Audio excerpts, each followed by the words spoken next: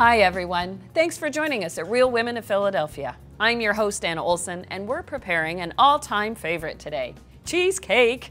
It's always a hit and it never fails to impress. The traditional cheesecake is typically made in a springform pan, but today I'm going mini. My individual lemon meringue cheesecakes are the perfect combination of two all-time classics, cheesecake and lemon meringue pie. What could be better? So let's get started, starting with, of course, the crust. I've got a cup of graham cracker crumbs, so it is a traditional cheesecake crust. I'll add to that a tablespoon of sugar, and I've got 3 tablespoons of unsalted butter that I've melted. So about a heaping tablespoon of the graham filling goes into each of the paper cups. Using your spoon or even your fingers, press the crust into the bottom of each of the paper cups. Now these are ready for the oven. I've preheated it to 350 and they take 8 minutes. It is important after you've pulled them out of the oven to let them cool to room temperature before you make your filling so that the crust doesn't go soggy. So now it's time to make the cheesecake part. And I want to make it super lemony so it has that sort of lemon meringue pie flavor, but of course the creaminess of a full brick of the Philadelphia cream cheese. This has been softened. As I start beating it on high speed, I'll gradually add 2/3 of a cup of sugar. And it's important now and again to stop the mixer and scrape your bowl. And now for the flavorings. First, a tablespoon of finely grated lemon, 3 tablespoons of lemon juice. I traditionally add a little cornstarch to my cheesecake recipes. 2 tablespoons will do in this case, and about 2 teaspoons of vanilla extract.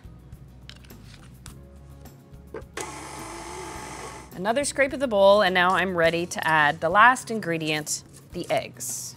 I have 2 large eggs that are at room temperature. And here's a nice cheesecake tip for you. Once you start adding the eggs, you want to make sure you add them at a lower speed. That helps you avoid a cheesecake that cracks. And there we go. Beautifully tangy lemon cheesecake base. I'll simply use a 1/4 cup measure and spoon this into each of the muffin cups with the graham cracker crust. And now they're ready for the oven.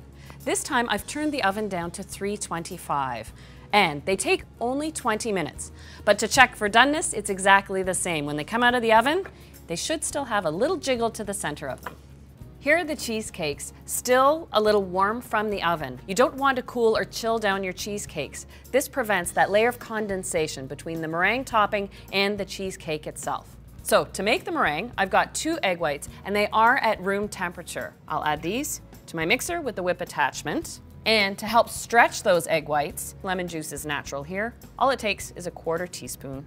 And as I start whipping these, just like I added the sugar to the cheesecake base, I'm going to add 5 tablespoons of sugar to the egg whites once they become foamy. All right, now the last ingredient I add to the meringue is a teaspoon of cornstarch. It helps keep the moisture in. And because these are individual desserts and I want them to look dainty and refined, instead of dolloping the meringue on top, I'm going to pipe it on.